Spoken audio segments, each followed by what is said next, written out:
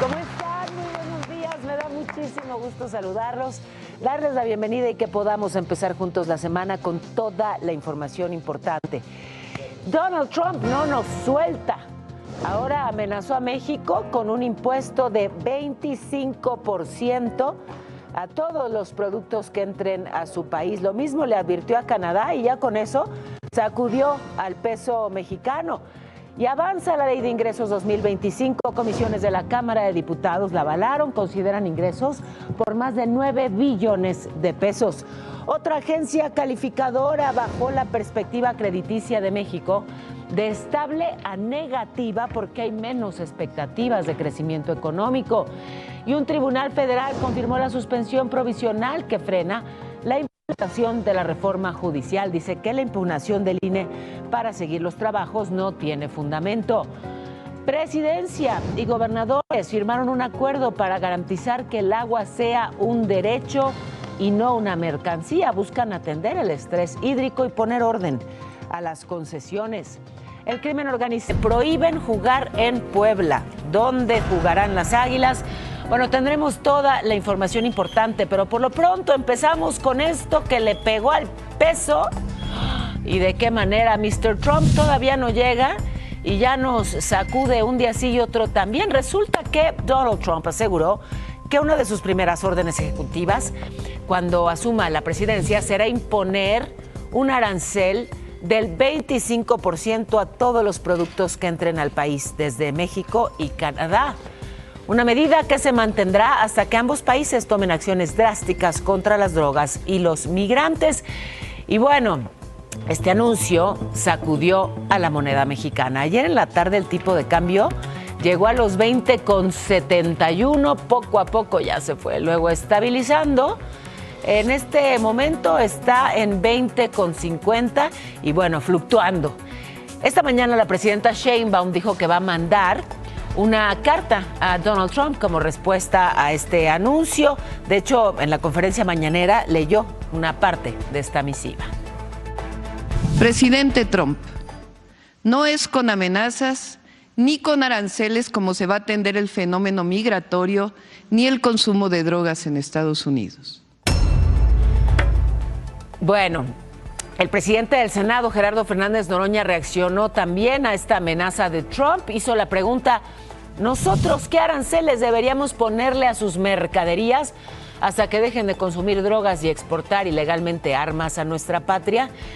Y bueno, contrario a la postura de Trump, México lo que busca es fortalecer el TEMEC. La presidenta dijo que va a exponer con datos a Estados Unidos y a Canadá las muchísimas aportaciones de los trabajadores mexicanos y los beneficios de las exportaciones de nuestro país. Y fíjense, en solamente hora y media, la Comisión de Hacienda en la Cámara de Diputados avaló la Ley de Ingresos para el próximo año. Considera ingresos de 9.3 billones de pesos, de los cuales 1.2 se van a obtener mediante endeudamiento. Los estados van a recibir menos que el año pasado, pero también tenemos que ver que se incrementaron los programas sociales, que van a haber más programas sociales. Aseguró también que su gobierno no se plantea realizar una reforma fiscal o elevar la tasa de impuestos a los productos. Dijo que pues la forma de incrementar los recursos del gobierno será mejorando el cobro de los impuestos ya existentes y también mejorar en las aduanas el cobro de aranceles. En las aduanas, donde, por cierto, hay mucho trabajo que hacer para agilizar el ingreso de mercancías. Hay filas enormes de días, embudos, así que bueno, pues también eso de ser eficientes es redituable. Y la mala noticia económica, o la otra mala, porque bueno, lo de Trump desde luego no es buena noticia. La calificadora HR Ratings nos cambió la calificación, digamos que nos la bajó. Pasó de estable a negativa. Así está la perspectiva crediticia de México. ¿Por qué? Pues porque estiman que vamos a crecer menos. Pasó la expectativa de crecimiento de 2.3 a 1.1% el próximo año. Hacienda dijo que este cambio no significa una rebaja en la calificación. Es un ajuste precautorio ante el balance de riesgos. O sea, no nos la bajaron, nos la ajustaron. El tema y lo que preocupa es que Hacienda está estimando un crecimiento para el próximo año de entre 2 y 3%, y los cálculos de todo el presupuesto están basados en eso, cuando pues los expertos vislumbran que el crecimiento será menor, así que a ver cómo nos va. Por lo pronto, la presidenta Sheinbaum y los gobernadores, incluso los de oposición, ahora sí los convocaron, firmaron el Acuerdo Nacional por el Derecho Humano al Agua. Pretenden garantizar que el agua no se trate como una mercancía. Se comprometieron a atender el estrés hídrico, invertir en infraestructura, sanear los ríos y bueno, hay mucho trabajo que hacer en términos de distribución de agua. También mucho trabajo que hacer en términos de... La buena noticia es que en el Estado de México no hay impunidad. Así lo aseguró el Congreso local, luego de que detuvieron a 7 funcionarios por tener presuntos nexos con el narcotráfico. El coordinador de la Junta de Coordinación Política, Francisco Vázquez, dijo que este es apenas el comienzo para tener un buen gobierno. No hay colores, hay el que esté denunciado, el que tenga una imputación y el que tenga una investigación. Nadie por arriba de la ley. Cuando nosotros denunciamos a esa presidenta, hubo quienes se escandalizaron y dijeron: metemos las manos al fuego por esta hoy presunta delincuente.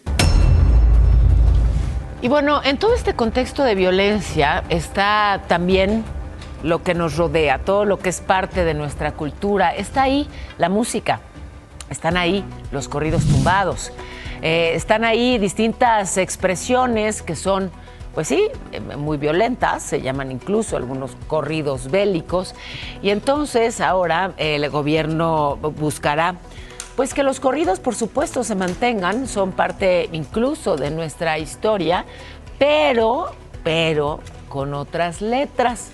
¿Cómo le van a hacer? Bueno, ese es el reto. Adelita se llama la joven, a quien yo quiero y no puedo olvidar. La chapiza que se encuentra al millón, siguiendo las instrucciones que dejó aquel señorón. Los corridos han cambiado radicalmente. Tras su auge en la época revolucionaria, con letras combativas y comprometidas con las causas sociales, se fueron transformando en una bitácora criminal, una vitrina del narcotráfico. Traían la llanta del carro repletas de hierba mala. De ahí hemos llegado a los corridos tumbados, canciones que enaltecen personajes y formas de vida criminales, además del consumo de drogas.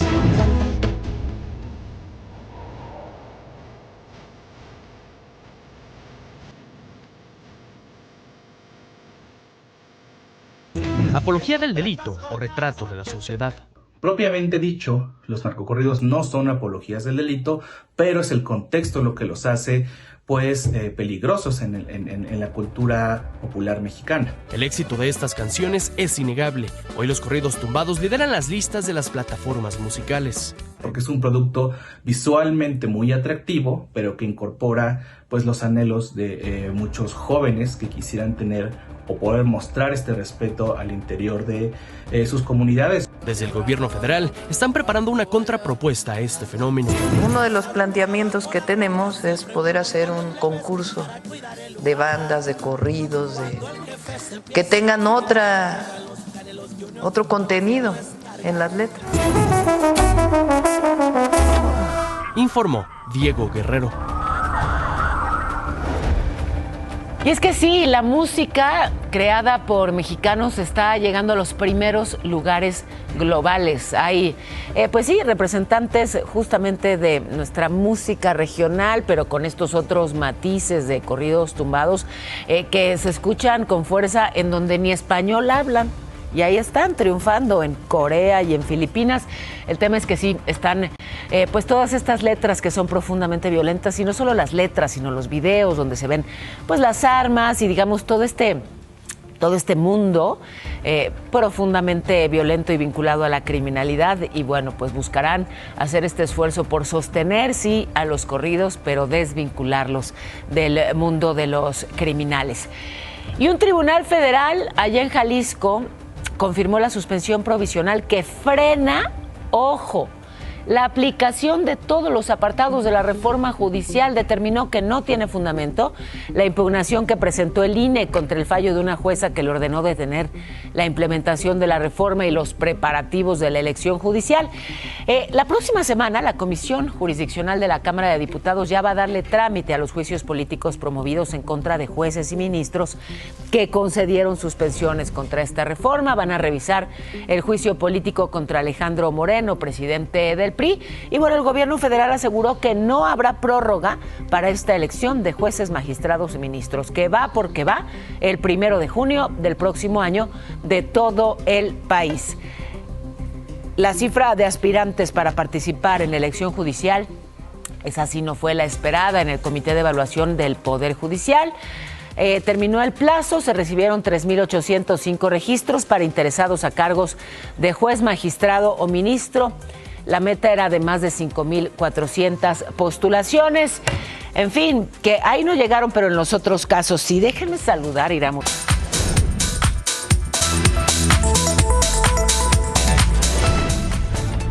Fíjense, allá en Sinaloa, donde ya llevan semanas en medio de la violencia, con temor a salir, con clases en línea porque pocos padres se animan a llevar a los hijos a la escuela, las cosas estaban mal y se pusieron peor. Tuvieron una jornada de bloqueos, asesinatos, enfrentamientos, balaceras y además un ataque masivo a las cámaras de vigilancia este jueves allá en Culiacán.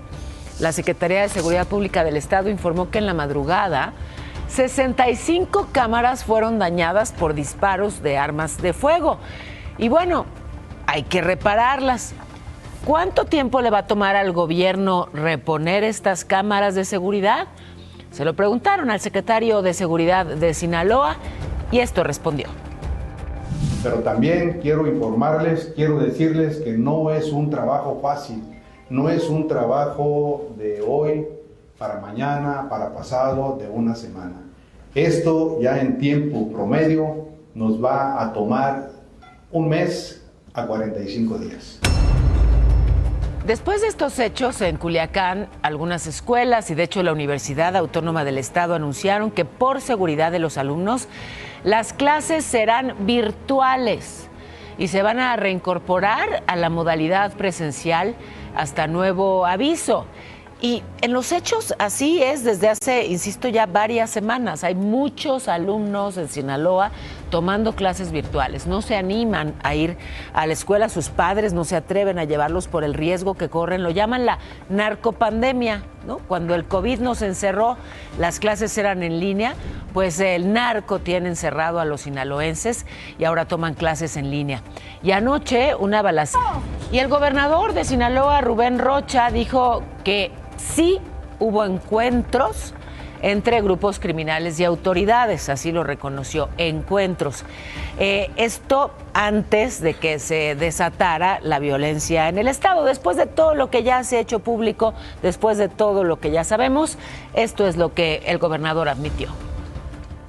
Ha habido encuentros entre los grupos criminales directamente con la autoridad. Eso se han reducido un poco, pero están. El Mayo Zambada, hoy en manos de autoridades estadounidenses, habló, sí, muy al inicio de toda esta violencia, de esos encuentros. Y bueno, pues claro, la declaración generó muchísima polémica y entonces Ricardo Monreal salió en defensa del mandatario estatal. El gobernador Rocha es bastante razonable. Yo no entiendo, a lo mejor siempre uno a veces tiene lapsus, pero no, él es muy inteligente. Bueno, ¿y qué hacer ante esta violencia? Mandar a más fuerzas federales. Un contingente de 100 elementos de fuerzas especiales del Ejército salió ayer hacia Culiacán para incorporarse a las tareas de seguridad. Se suman a estos intentos de recuperación de la paz que se realizan desde septiembre, junto con más elementos del Ejército mexicano. Y justamente elementos de la Guardia Nacional y del Ejército, coordinados con autoridades municipales de León, Guanajuato, empezaron a retirar las cámaras de videovigilancia. ¿Por qué? Bueno, las de León estaban siendo operadas por delincuentes. Cuando se detecta algo sin permiso es nuestra obligación. Entonces ya han retirado. O sea, es que eso se hace de manera permanente. ¿Y se devuelven a los ciudadanos o no? A ver, si las tenemos en un poste de luz, si las tenemos en infraestructura, ni siquiera sabemos de quiénes son. Que un alcalde en México reciba amenazas de los criminales no es novedad. Que busquen imponerle a personas en distintos cargos tampoco es novedad. Pero que lo diga abiertamente sí que es poco habitual. Así que yo agradezco muchísimo que esté hoy con nosotros para hablarnos justamente sobre esta crisis en su municipio. Juan Ramírez, el alcalde de Celaya. Gracias, presidente municipal, por esta comunicación. ¿Cómo está? Muy buenos días. Muy buenos días, Paola. Muy bien. Pues esperando las 9 para ir a la reunión de seguridad que todos los días tenemos. ¿Cómo se dan estas reuniones, pero sobre todo, cómo llevar a cabo su labor como alcalde cuando reciben no solamente amenazas del crimen organizado, sino ataques, como ya ha ocurrido con algunos integrantes de su gabinete? Por lo pronto, yo he dicho que en Celaya desde hace trienios vivimos con miedo, pero aún así la gente sale a comprar las tortillas al mandado, los hombres salen y las mujeres salen a trabajar, los jóvenes salen a estudiar, y así nosotros tenemos que trabajar, tenemos que seguir adelante. A ver, sí, me llama la atención esto que dice, porque efectivamente, en términos económicos, Celaya y en general el estado de Guanajuato tiene un importante crecimiento. Digamos, el desarrollo no se detiene a pesar de las amenazas de la violencia. Sin embargo, déjeme insistir mucho en la pregunta. Usted ha recibido amenazas. Díganos, ¿qué tipo de amenazas y por qué vía? O sea, ¿lo llaman, le escriben? ¿Cómo son estas amenazas? Han sido por WhatsApp, por videos, y algunas personas cercanas, entre comillas, me pidieron que platicara con ellos o me mandaron a decir cosas. Así ha sido, pero nosotros hemos trabajado desde un principio. Si ustedes ven, nosotros hemos bajado los índices delictivos muchísimo.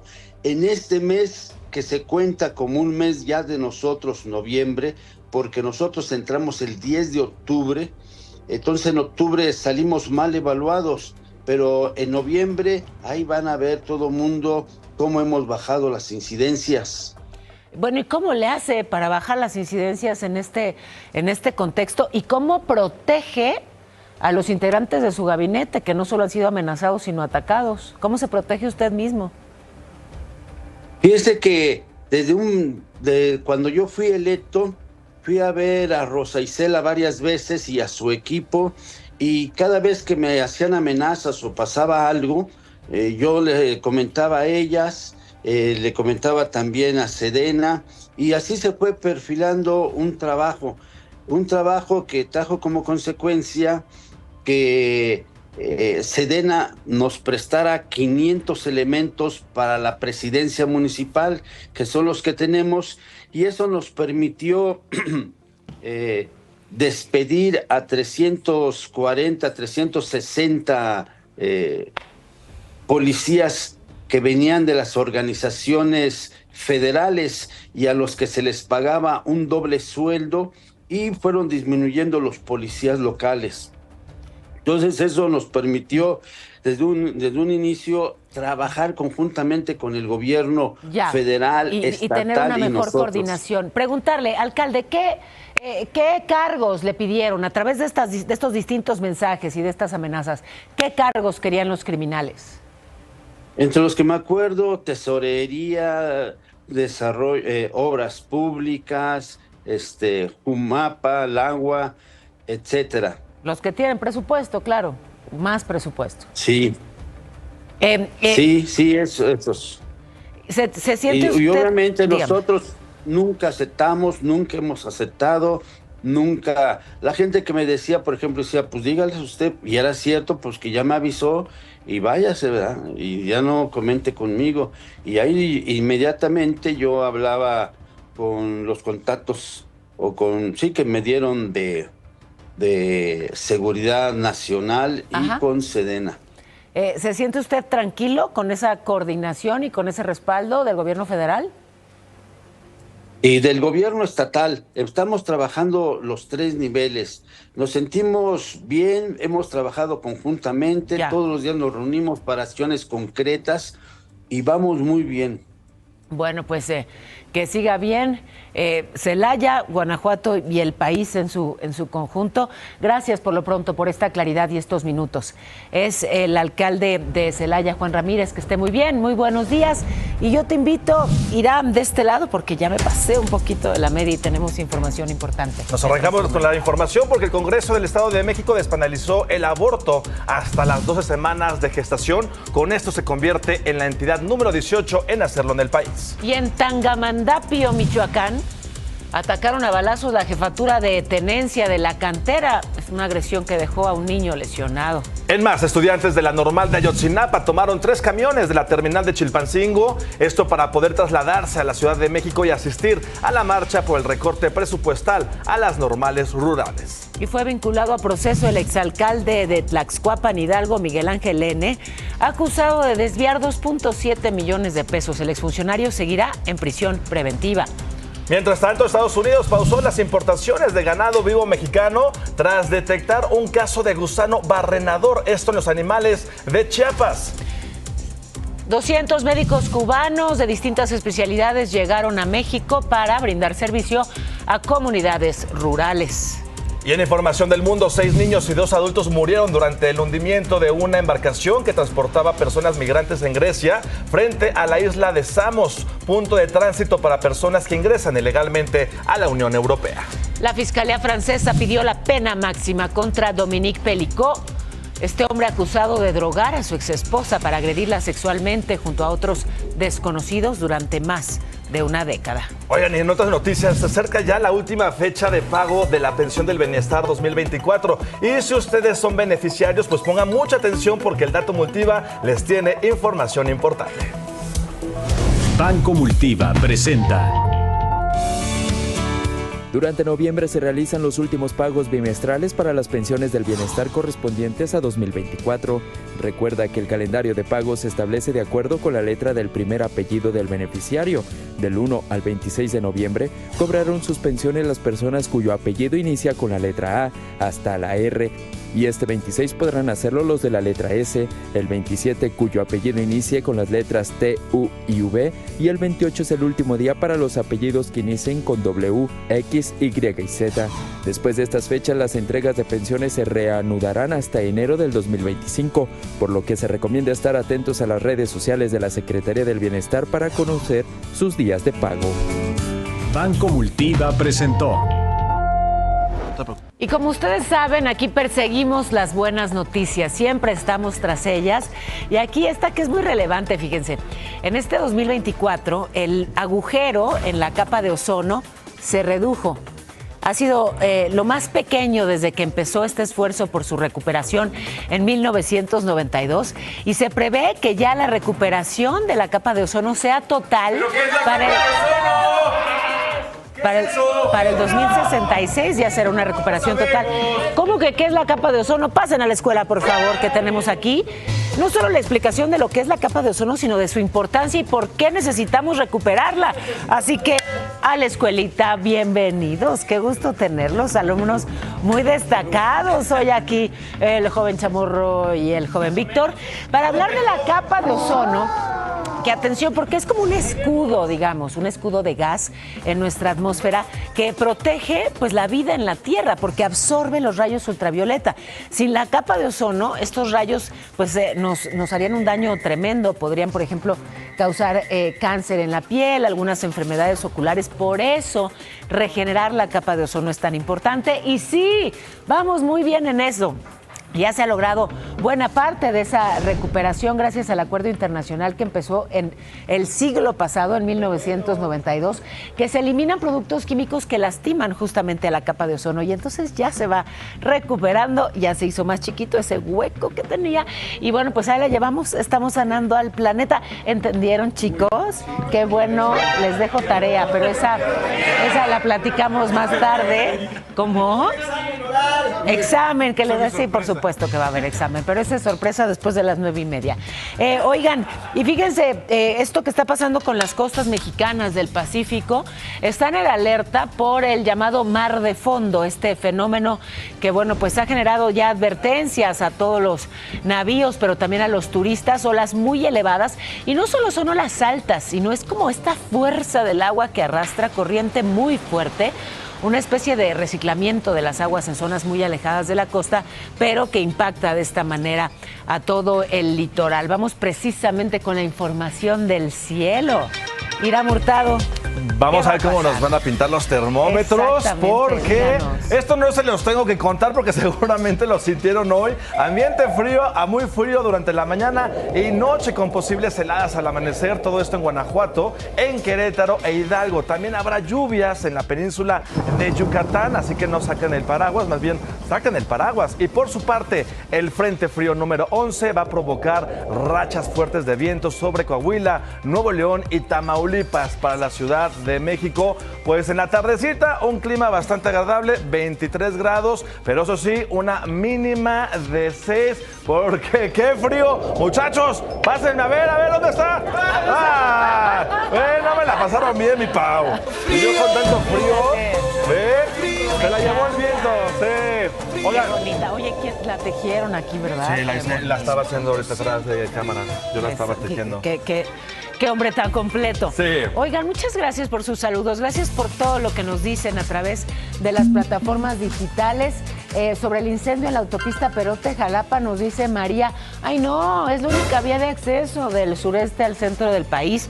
Bueno, pero se atendió rápidamente el siniestro, María, no te asustes. Y también Keta Silva nos dice, buenos días, saludos Paola, Irán, buen inicio de semana para todos. Buen inicio de semana también para ti, mi querida Ketita, te mandamos muchos besos. Y Espinosa Rojas, que asumo, somos parientes, ojalá. Ándale. Dice, reducción a lo que no tiene interés al gobierno, vienen cosas peores. Ya, con respecto a la reducción del presupuesto a los refugios para mujeres. Bueno, gracias siempre por estar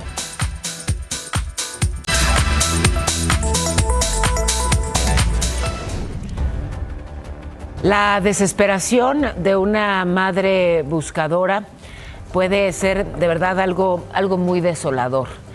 Mujeres que después de perder a sus hijos van por ahí haciendo todos los esfuerzos posibles para acceder a la justicia, para conocer su paradero. En este caso, una madre buscadora allá en Tamaulipas, de plano le pidió al narcotraficante Osiel Cárdenas, que fue el líder del Cártel del Golfo, fundador de los Zetas y recientemente liberado allá en los Estados Unidos, le pidió que intervenga para que ella pueda ver nuevamente a su hijo, José Manuel Hernández. Incluso reconoció que cuando él estaba activo había control en Tamaulipas. Me atrevo a pedirle por este medio que me ayude a enviar un mensaje para sensibilizar a las personas que se llevaron a mi hijo Manuel. Y una niña salvadora con Israel. Y mientras tanto, aquí en la Ciudad de México, ayer se llevó a cabo la marcha del Día Internacional para eliminar la violencia contra las mujeres. Acudieron, según las autoridades, por lo menos 1,500 personas, se reportó por fortuna saldo blanco. Señor, señora, no sea indiferente, se mata a las mujeres en la cara de la gente. Y no es nada más este Día Internacional de Combate a la Violencia hacia las mujeres. Son varios días de activismo y son muchos los temas que deben atenderse. Uno de ellos, el matrimonio infantil, que lamentablemente en México sigue siendo una realidad. Niñas que se venden, niñas que se entregan, niñas que se casan, como Elvira, que por fortuna logró sobrevivir a un matrimonio forzado y ahora se dedica a tratar de erradicarlo. Está obligada a dormir con él en su primera noche, pero al principio es un terror. A Elvira su padre pretendía venderla y casarla desde que tenía 9 años, porque en la Sierra de Guerrero es algo común. Y ya empezaron a ir a visitar a mi papá, llevándole refresco, llevándole una botella de aguardiente. Y le decía, sabes que venimos a platicar con usted porque pues sí queremos formalizar con usted sobre la niña. Para formalizar la unión, no solo basta con otorgar un dote de comida, se tiene que pagar la boda matando varios animales. El costo ronda entre los 400,000 pesos, pero el precio puede aumentar si las niñas son enviadas a Estados Unidos. Ahí, un matrimonio podría costar hasta 800,000 pesos. La compran aquí y se la llevan a Estados Unidos porque el joven vive está trabajando en Estados Unidos y se la llevan. Pero el compromiso se hace aquí. A Elvira le intentaron casar una vez más cuando recién cumplió 12. Sin embargo, su hermano y abuela lograron convencer a su padre de sacarla de la comunidad para que pudiera estudiar. Ahora es abogada y se dedica a tratar de erradicar el matrimonio infantil. Durante el 2020, al menos 27,800 niñas y adolescentes de entre 2 y 17 años pertenecientes a pueblos originarios se encontraban en matrimonios forzados, principalmente en Chiapas, Oaxaca y Guerrero. En este último estado, durante el 2023, 16 niñas de entre 12 y 16 años fueron enviadas a Estados Unidos, mientras que 80 fueron casadas en su comunidad. El matrimonio infantil en nuestro país, a pesar de que es un delito, sigue sucediendo por usos y costumbres. Te informó Kena Uribe. Lo que agradezco que esté aquí directamente una activista, una mujer solidaria, una verdadera aliada, Eufrosina Cruz. Gracias siempre, Eufrosina, por estar aquí y por todo el trabajo que haces, en este caso, pues a favor de las niñas y de las mujeres para evitar el matrimonio infantil. ¿Cómo estás? Bien contenta y emocionada. En 2008, ¿te acuerdas que nos conocimos por primera vez? En donde era imposible hablar de la igualdad, hablar de la participación política de las mujeres en las comunidades indígenas, hablar y nombrar la de los matrimonios infantiles, Pau. Estaba cañón. Hoy, a 15 años, ya se nombra, ya se visibiliza. Pero el problema es que sigue estando ahí. Sigue ocurriendo. Es justo lo que iba. Hay tantos avances en tantos ámbitos y a las niñas las siguen entregando. ¿Y qué podemos hacer? Porque cuando se argumentan usos y costumbres, cuando hay frenos ahí que, digamos, blindan estas agresiones. No debiese blindar, no debiese justificar, ¿sabes, Paola? Porque ninguna violencia se tiene que justificar en la costumbre y por eso me da mucho gusto hoy que ya se nombre, ya se logró en el Código Penal Federal que se tipifique como delito, porque muchos dicen ya está prohibido, pero si no está sancionado esa acción, de nada sirve que está prohibido en los códigos penales, ¿sabes? Lo que hoy estoy pidiendo es que los estados homologuen sus códigos penales para que sea un delito, porque es un delito, es un abuso sexual al cuerpo de una niña en el nombre de la costumbre, y eso no es costumbre, eso se llama violencia, señores. Es un atropello, pero que además ocurre con, digamos, es más habitual de lo que pensaríamos. Las cifras que me compartías me tienen pues muy preocupada. Los matrimonios infantiles solamente nos gana África, ya somos el segundo continente con mayor matrimonio infantil, consensuado o no consensuado, ¿no? Por eso es tan importante, vuelvo y repito, esta obligatoriedad del Estado mexicano, de la sociedad, de sancionarlo, porque vuelvo y repito, Pau, pues todo el mundo dice, pero es que está prohibido. Ajá, de nada sirve que esté prohibido en el Código Civil si no está sancionado en el Código Penal, porque es un delito, es un abuso sexual al cuerpo de nuestras niñas.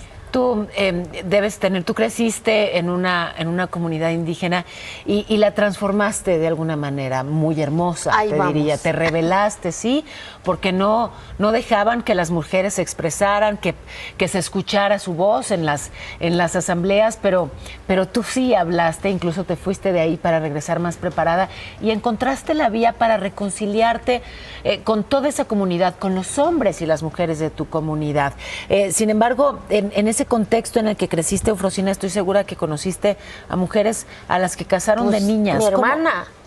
Cuéntame. Mi hermana la casó mi papá a los 12 años, a los 13 años ya era mamá, a los 31 años ya era mamá de 9 hijos. Y muchas de estas mujeres, Pau, porque no solamente es el abuso sexual a su cuerpo sin tener la conciencia, es que muchas de las abuelas conocieron su menstruación después de haber parido los 8, los 9 hijos, porque es la cuarentena, y justificado en la sociedad en el uso y costumbre, ¿sabes? No solamente le roban su proceso de crecimiento como una niña normal, se convierte en mujer sin tener la conciencia ni la capacidad. ¿Tú te acuerdas de tu hermanita cuando tenía 12? Esa es la mujer que más admiro hoy por hoy. ¿Sabes por qué? Sí, perdón.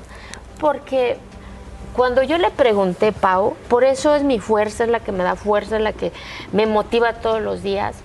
Cuando me dijo que aprendió a ser mujer después de haber parido 3 hijos y que conoció su menstruación después de haber parido 9 hijos, o la abuela que me dijo que no conoció el amor, que a lo mejor el amor es lo que hoy vive porque su compañero, que se convirtió en su esposo ya de grande, ya falleció, ¿sabes? Y esas son las respuestas que nos debe de hacer reflexión, que ninguna niña hoy que tenga 8 o 12 años, en 30 años nos dé esa respuesta. Claro. Que aprendió a ser mujer después de haber parido 3 hijos. ¿Qué sociedad somos si lo seguimos justificando, si lo seguimos normalizando? O que digamos, es que son casos aislados, ¿sabes? No son aislados, son niñas. mucho más habituales de lo que pensamos, particularmente en las comunidades indígenas, y toca trabajar en ello. Gracias por ponerle tanto amor a esta labor, y déjame ser una aliada en este combate. Toca erradicarlo y toca así promover que se sancione penalmente. Sí, ayúdenos los congresos locales, los gobernadores, las gobernadoras, que hoy presumimos que hay un chingo de gobernadoras, pues es momento de abrazar a las niñas de nuestro país a final del día. Si nos gobiernan mujeres, lo menos que esperamos es que lo hagan con perspectiva de género. No podemos permitir que sigan casando a niñas de 12, pariendo a los 13, y que sea normal y sea permitido. Muchísimas gracias, muchas gracias. Te quiero mucho. Yo también. Gracias de verdad. Lo que me inspira hablar con esta mujer. Gracias. Y bueno, pues tenemos un resumen informativo, así que vengo de este lado con permiso, preciosa. Y tenemos, información importante. ¿Qué dijo Trump y qué pasó, Irán? Pues Donald Trump promete imponer un impuesto de 25% a productos mexicanos y canadienses que entren a Estados Unidos. La presidenta Claudia Sheinbaum enviará una carta como respuesta. No es con amenazas ni con aranceles como se va a atender el fenómeno migratorio ni el consumo de drogas en Estados Unidos. Ya avanza la Ley de Ingresos 2025. Comisiones en la Cámara de Diputados ya la avalaron. Prevén ingresos por más de 9 billones de pesos. Además, la calificadora HR Ratings bajó la perspectiva crediticia de México de estable a negativa debido a menores expectativas de crecimiento económico. Un tribunal federal confirmó la suspensión provisional que frena la puesta en marcha de la reforma judicial.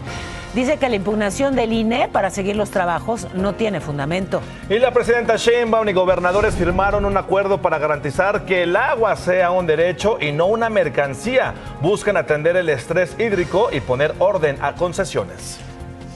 El diputado Pedro Aces rindió protesta. El alcalde de Celaya, Juan Ramírez, denunció amenazas y ataques del crimen organizado para apoderarse de puestos en el gobierno. Sido por WhatsApp, por videos, y algunas personas cercanas, entre comillas, me pidieron que platicara con ellos o me mandaron a decir cosas. En la información del mundo, ministros... Yo me organizo. Oye, si fueras un objeto, ¿cuál serías? ¿Te lo has preguntado? ¿Qué crees? Yo también. Sí, yo también. Yo también. Uno de esos. Bien. Saki Fonseca, ¿a ti qué te contestaron? Así es, mi Pau, en esta ocasión el micrófono se quiso convertir en guante. Por eso usted, señor, si fuera un objeto, ¿cuál sería? Me gustaría ser cama. ¿Y por qué cama? Porque sabría secretos, posiciones secretas. Un anticonceptivo. ¿Y por qué o qué? Pues para evitar niños no deseados. Un taco. ¿Por qué o qué? Porque todos me comerían. Sabrosísimo. Una caguama. Ay, qué rico. ¿Por qué? Para que me anden besando todo el día. ¿Ahora qué pasó? ¡Un mango!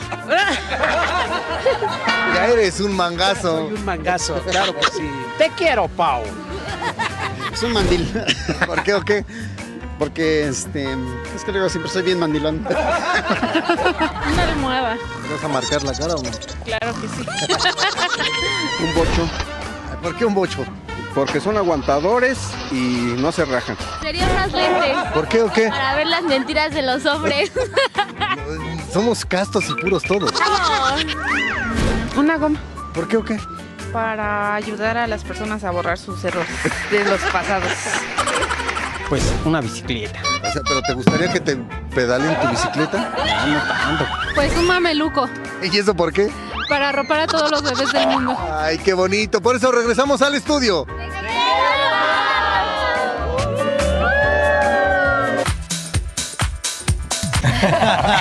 Llegamos al final. Les agradecemos muchísimo que nos hayan acompañado, equipo. Eso Muchas es. gracias. Gracias a cada uno.